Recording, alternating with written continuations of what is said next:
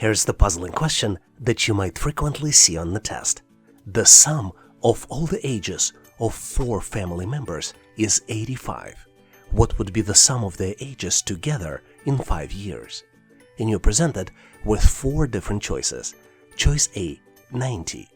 Choice B, 95. Choice C, 100. And choice D, 105. Do you see the answer? Give yourself 20 to 30 seconds to see if you can come up with the solution. Ready or not, I'm moving forward to get to the correct solution together. What's interesting about this problem is that it is simpler than you think. So the key here is not to overthink the problem. There are 4 family members, and sum of their ages is 85. And in 5 years, each family member will be 5 years older. So incremental age increase for all family members can be calculated as 4 family members multiplied by 5 years equals 20 years. So sum of the ages of all family members in 5 years can be calculated as 85, which is original sum, plus 20, which is the incremental age increase, and would be equal to 105. So the correct choice here is choice D, 105. Hopefully you've nailed this question and now know how to answer similar puzzles on the test. Here is a very interesting question we frequently see on the test. A 5 by 5 by 5 cube has its side's length increased by 40%. As a result of these changes, by what percentage has cube's total volume increased? You're presented with 4 different choices. Choice A, 274%. Choice B, 325%. Choice C, 357%. And choice D, 379%. Do you see the answer? Give yourself a little bit of time because the answer to this question may not be obvious. Hopefully you've nailed it, but let's move forward and I'll explain you how I solved this problem so we can get to the correct solution together. First thing we're going to do is calculate original's cube volume. 5 multiplied by 5 multiplied by 5 is equals 125. Now let's increase the side of the cube by 40%. 5 multiplied by 1.4 equals 7, which means that the new cube's volume would be calculated as 7 multiplied by 7 multiplied by 7, and the end result will be 343. The volume change in percentages then can be calculated as new volume 343 divided by old volume 125 and multiplied by 100%. The end result of this calculation is 274.4%. So the correct choice here is choice A, 274%. Hopefully you've nailed this question and now know how to answer similar problems on the test. A lot of people ask, how can I help on this channel? One of the best ways to help is to help other people answer the questions that they're getting. If you know the answer to the question you see in comments, please post the answer in the comment section of this video. And now let's continue and get you ready for the test. Here's the cool question that you frequently get on the test. Kate has $33, which is only 20% of the cost of shoes that she would like to purchase. How much do the shoes cost? And you're presented with 4 different choices. Choice A, $66. Choice B, $99. Choice C, $150. And choice D, $165. Can you calculate the answer? Give yourself 10 to 15 seconds, maybe 20 to 30 seconds, depending how well you are with math and percentages. Ready or not, let's go ahead and get to the correct solution together. The answer to this problem is very simple. $33 is 20% or 1/5 of the shoe's price. So the total cost of the shoes would be 33 multiplied by 5, which would be equal $165. So the correct answer here is choice D, $165. Here's an interesting question you might easily get on the test. John's monthly spending is $1,500.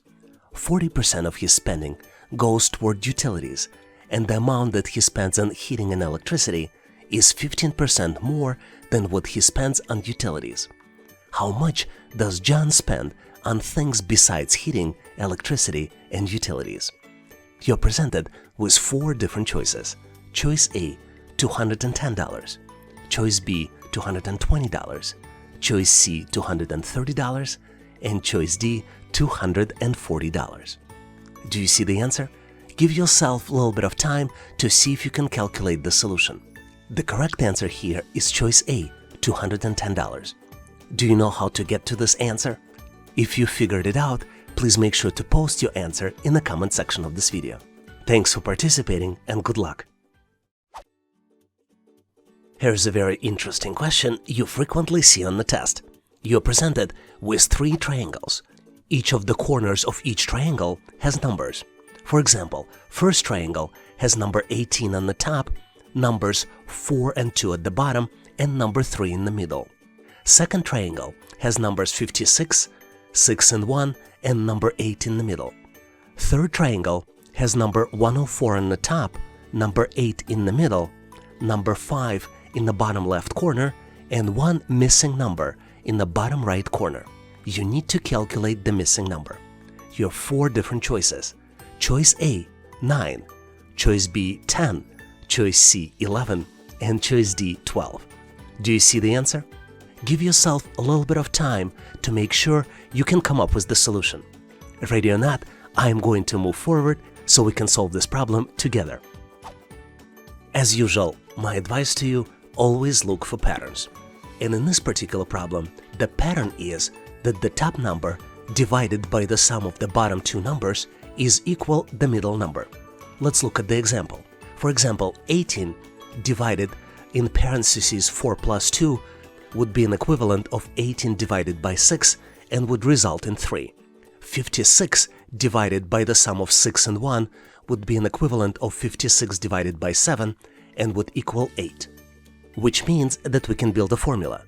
And our formula will have 104 on the left divided the value in parentheses 3 plus question mark would be equal to 8, which means that the question mark would be equal 104 divided by 8 minus 3, which would be an equivalent of 13 minus 3, which would be equal to 10.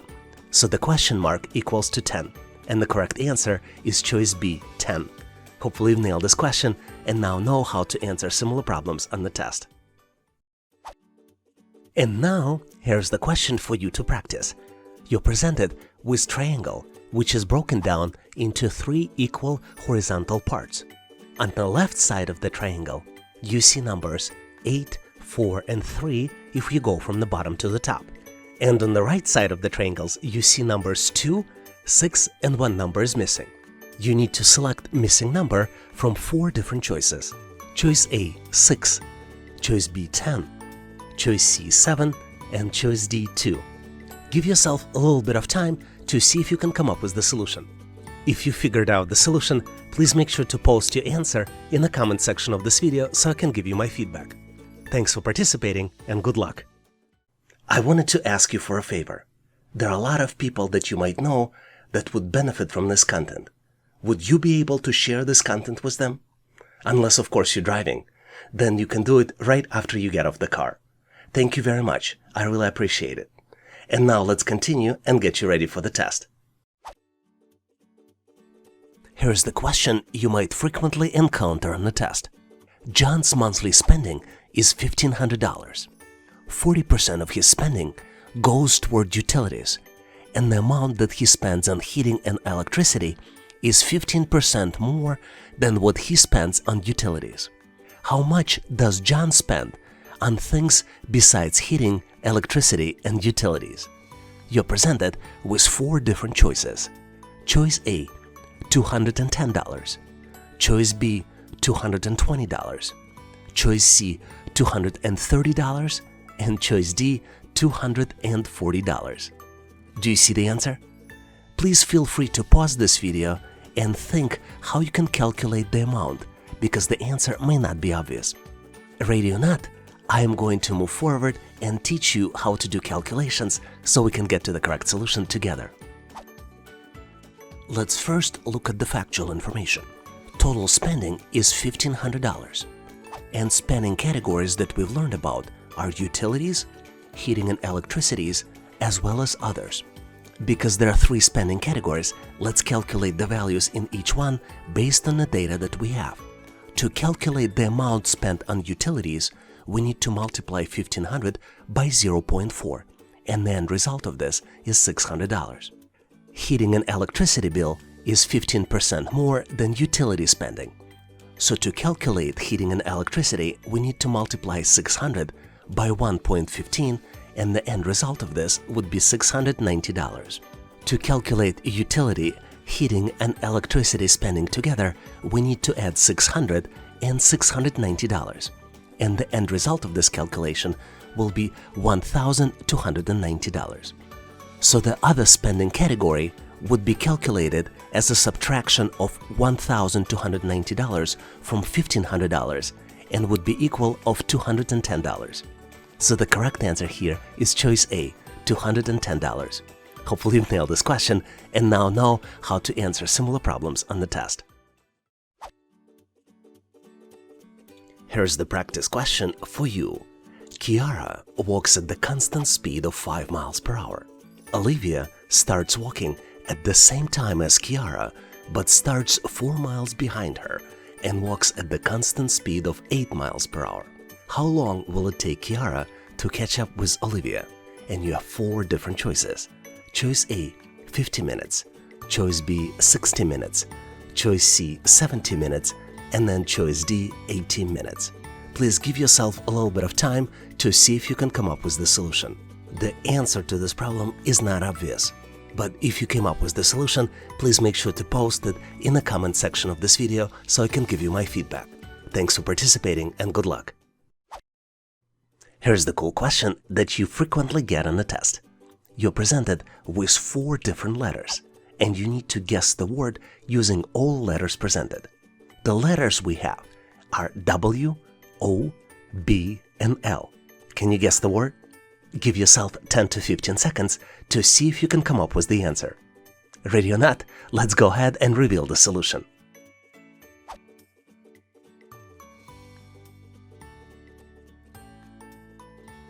The correct answer here is ball, which is spelled as B-O-W-N-L. Hopefully you've nailed this question and now know how to answer similar problems on the test.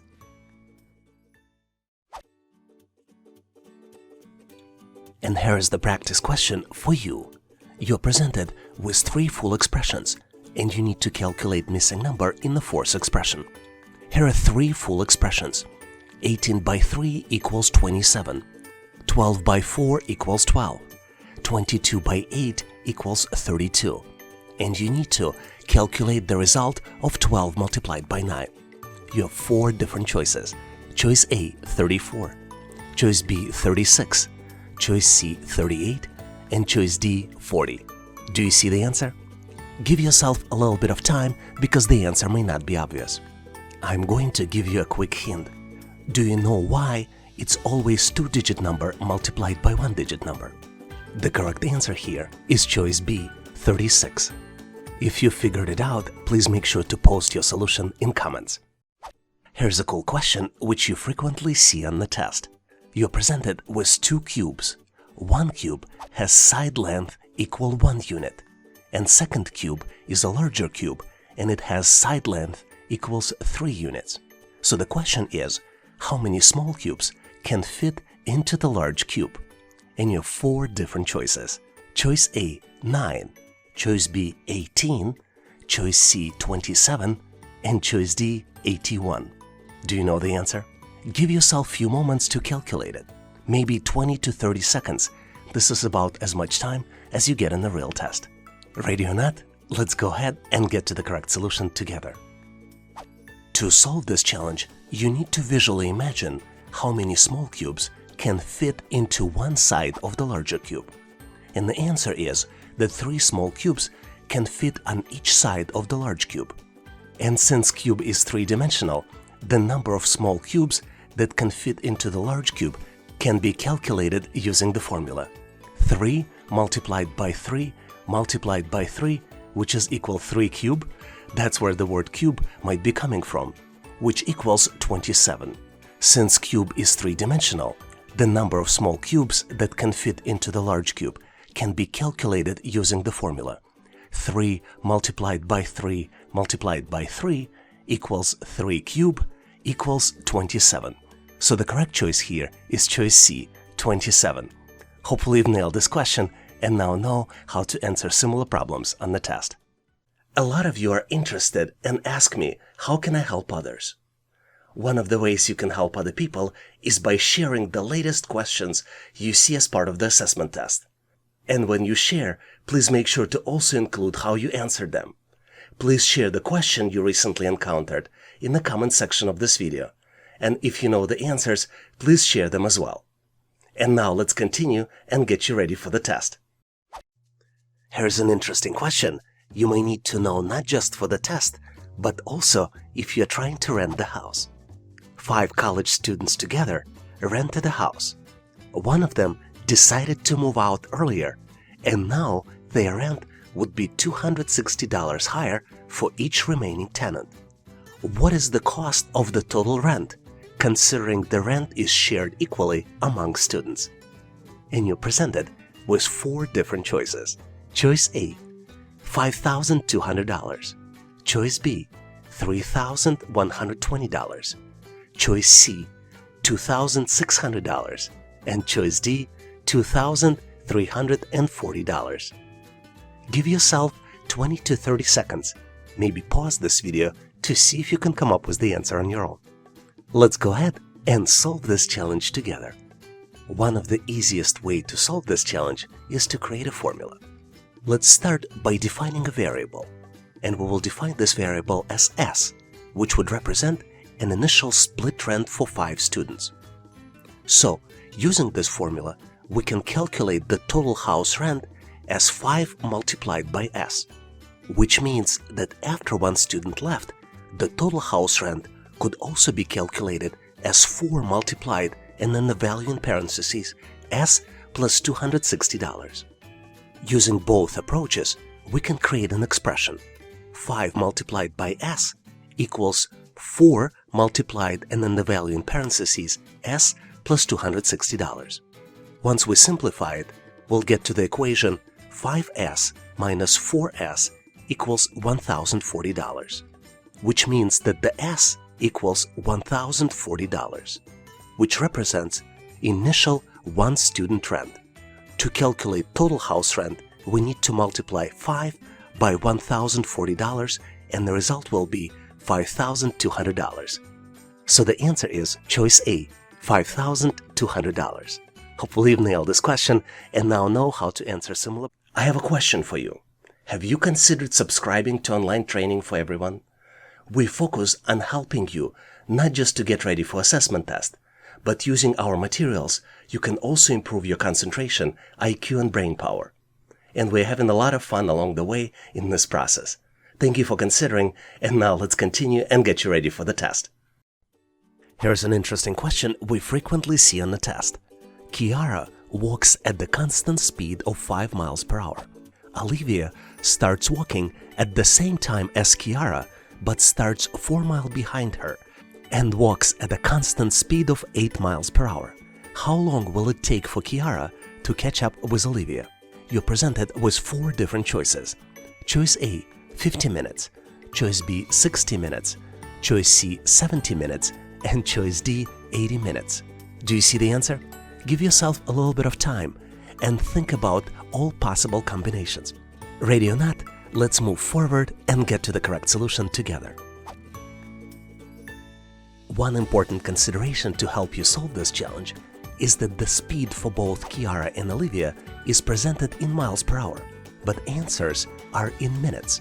So at some point we would need to make a conversion. Another important point is that both Kiara and Olivia will walk the same time, and we can put it as X in hours before catching up, because they started at the same time. In our solution, X will be the time in hours when they will catch up and meet. To solve this challenge, we need to build an equation. 5x plus 4 equals 8x. 8x represents how much Olivia will walk, and 5x plus 4 is representing how much Kiara can walk. And the starting point for this will be starting point of where Olivia starts. since Olivia starts 4 miles behind. So if we simplify this equation, 4 will be equal to 3x, and x will be equal 4/3 or 1 1/3 of an hour. And now is the time to do the conversion. 1 hour equals 60 minutes. 60 multiplied by 4/3 equals 60 plus 20 equals 80 minutes. So the correct answer here is choice D, 80 minutes.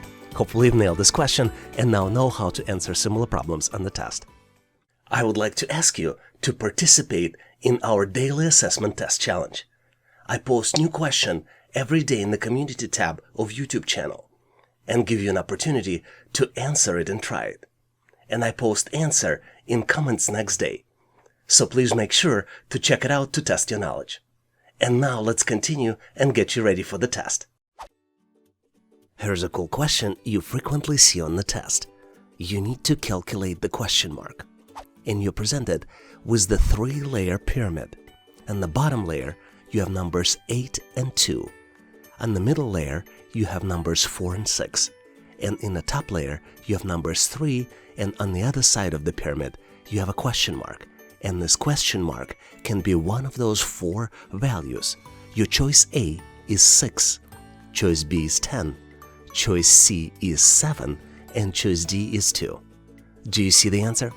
Give yourself a little bit of time. For some of you, this type of question might be easy, but for some of you, it might require some thinking.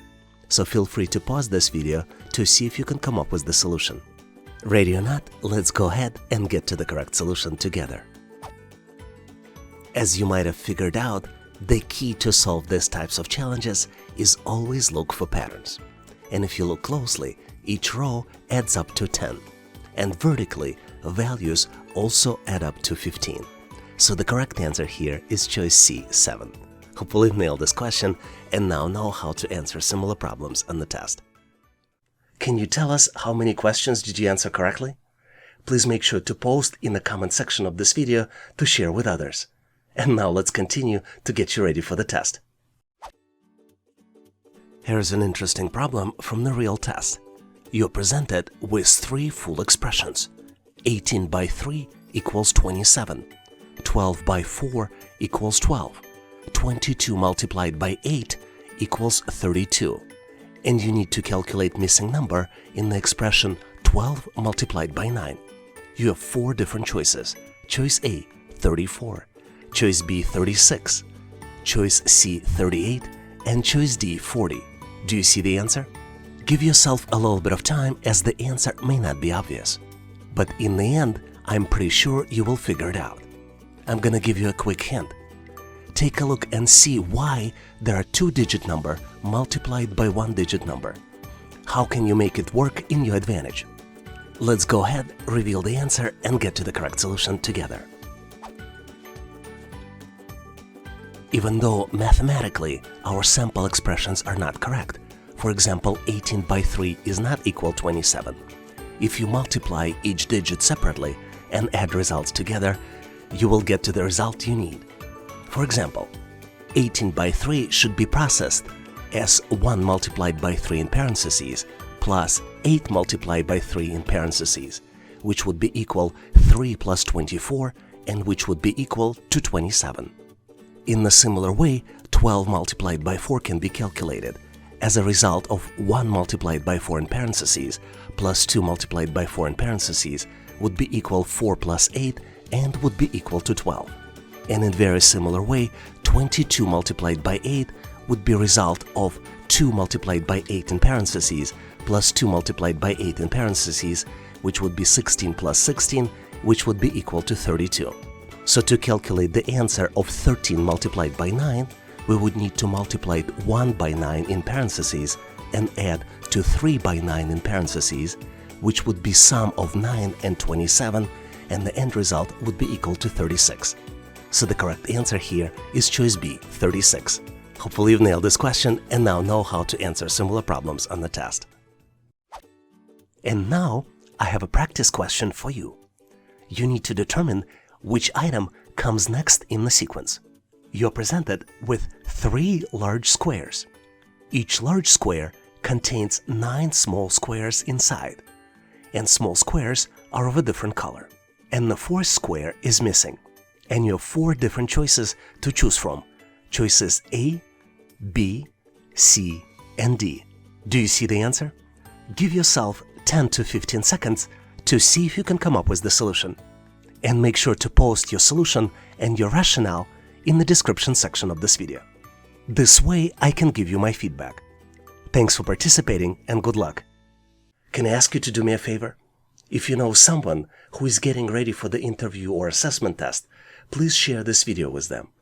This is going to help them pass and get hired for their dream job. I really appreciate it. Thank you. And now let's continue and get you ready for the test. Here's an interesting question, which tests your understanding of money management as well as accounting. Sarah has twice as much money as Nicole does. After Sarah loans $500 to Nicole, she will have 1 times as much as Nicole does. How much money did Nicole have originally? And you're presented with 4 different choices.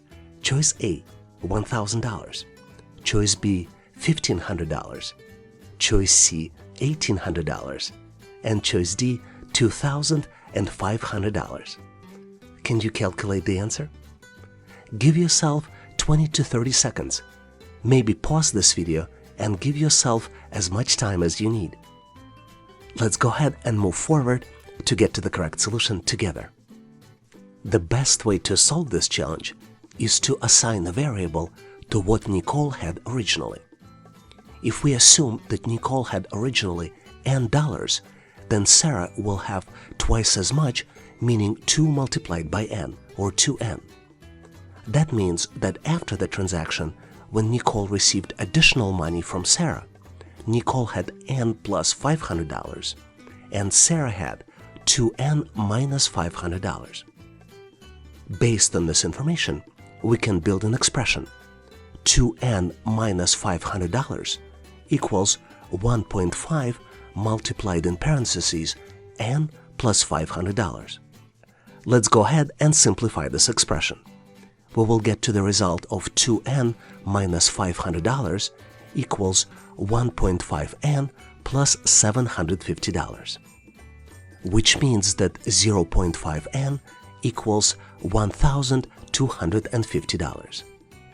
After the calculation, we can see that N equals $2,500, which means Nicole originally had $2,500. So the correct choice here is choice D. Hopefully you've nailed this question and now know how to answer similar problems on the test. Here's the practice problem for you. The day after tomorrow is 4 days before Monday. What day is it today? You have 4 different choices. Choice A, Sunday. Choice B, Monday. Choice C, Friday. Choice D, Saturday. Feel free to pause this video to see if you can come up with the solution. I would like to give you a hint. The best way to solve these types of problems is using reverse calculations. So do you see the answer? Give yourself 10 to 15 seconds to see if you can come up with the solution. Did you figure out the answer? Make sure to post your answer as well as your rationale for solving this problem in the comment section of this video. Thanks for participating and good luck. Here is a very interesting problem that you might frequently get on the test. You need to determine the next item in the sequence. You're presented with the sequence of large squares. Each large square contains 9 small squares inside, and small squares are of the different color. You need to determine next item in the sequence, and you have 4 different choices.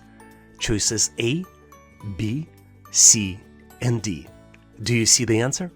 Give yourself 10 to 15 seconds, maybe longer, maybe 20 to 30 seconds to see if you can come up with the solution. Did you figure it out? Let's go ahead, move forward to get to the correct solution together.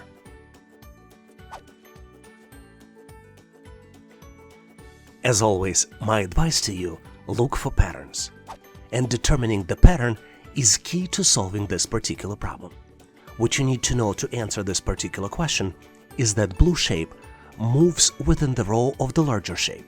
In each row, blue shape moves from left to right, 1 step at a time. And once blue shape reaches the end of the row on the right, it reappears on the left. So the correct answer here is choice D. Hopefully you've nailed this question and now know how to answer similar problems on the test. Can I ask you to do me a favor? If you like this content, can you please give this video a big thumbs up? This tells us that you need more content like this, and we will make sure you will get it in the future. And now let's continue and get you ready for the test. Here's an interesting question which validates how well you do planning of your day-to-day work. Mary spends 1/3 of her 24-hour day at work. Meetings take 1/4 of her workday. How many hours does she spend in meetings? You have 4 different choices. Choice A, 1 hour and 30 minutes. Choice B, 2 hours. Choice C, 2 hours and 30 minutes. And choice D, 3 hours. Give yourself 10 to 15 seconds, maybe a bit longer, depending how well you typically solve these types of problems. Ready or not, let's go ahead and solve this challenge together. As you might be well aware, full day has 24 hours. Mary's working hours are very typical. They represent 1/3 of the full day, which is 8 hours, and we calculate it by multiplying 24 by 1/3, or actually dividing 24 by 3. Meetings take 1/4 of her workday. So to calculate how much time she spends in meetings, we need to multiply 8 hours by 1/4, and the result is 2 hours. So the correct answer is choice B, 2 hours. Hopefully you've nailed this question and now know how to answer similar problems in the test. One of the most frequent questions I get is to provide the best techniques to get prepared and pass the test. We put together a list of resources that might be helpful for you in the description section of this video. Obviously, taking sample tests and reviewing questions and answers is a must. But some less known ways to improve might be to take dietary supplements, sign up for free trials with educational training vendors, and even use special supplements to improve your brain function and concentration. I put links to our trusted partners for the products I use in the description section of this video. Some links might be affiliate, which means that I will get paid a small fee without increasing costs to you. Make sure to check them out. And one request for you. If you know any other helpful resource to help you get ready and pass the test, feel free to share it in comments so we could all learn and get better prepared. And now let's continue and get you ready for the test. Here's the interesting question, which is easy to understand, but at the same time you will have a lot of fun solving it. You need to calculate the simple expression, 12 divided by 2 and then multiplied on the value in parentheses, which is 3 minus 1. Take a look closely and see if you can come up with the answer. There are 3 operations here: division, multiplication, and subtraction. All you need to determine is which one to do first, second, and third. Do you think you know the answer? Let's continue and get it solved together. The order of operations in math tells us that the first expression we need to solve is in parentheses. We first need to calculate 3 minus 1. And obviously the answer is 2. The big question is, what do we do next? The order PEMDAS tells us that we need to do multiplication and division. But what order doesn't mention is that we need to do it from left to right. And what's interesting, the acronym itself is a little bit confusing because it shows multiplication first and then division. But in our case, we need to do division first and divide 12 by 2, and then do multiplication. Once we divide 12 by 2, we get to 6, and the final expression we need to solve would be 6 multiplied by 2. So the correct answer here is 12. So did you solve this challenge on your own? Was it easy for you? Please share your thought process and your solution in the comment section of this video. Here's the cool question, which tests your ability to quickly come up with the answers. The day after tomorrow is 4 days before Monday. What day is it today? And you have 4 different choices. Choice A, Sunday. Choice B, Monday. Choice C, Friday. And choice D, Saturday. Do you see the answer? Think again. These types of puzzles might require you to do some thinking, so feel free to pause this video to see if you can come up with the answer. Ready or not, I am going to move forward and get us to the correct solution together. To solve these types of problems, we need to analyze them and do them in reverse. 4 days before Monday is Thursday, and the day before Thursday is Tuesday. If tomorrow is Tuesday, it means that today is Monday. So the correct answer here is choice B, Monday. Hopefully you've nailed this question and now know how to answer similar puzzles on the test. Thanks for watching. If you liked the content, please give us a like and consider subscribing. Thanks for all your endorsement, support, and patronage. For additional helpful information, please make sure to check out links in the description. For detailed list of available resources, I encourage you to check out resources page on our website, howtoanalyzedata.net/resources. If you know someone who would benefit from this content, please consider sharing the link. Please leave the feedback, corrections, or suggestions in comments. And all the best on your journey. I'll see you in my next video.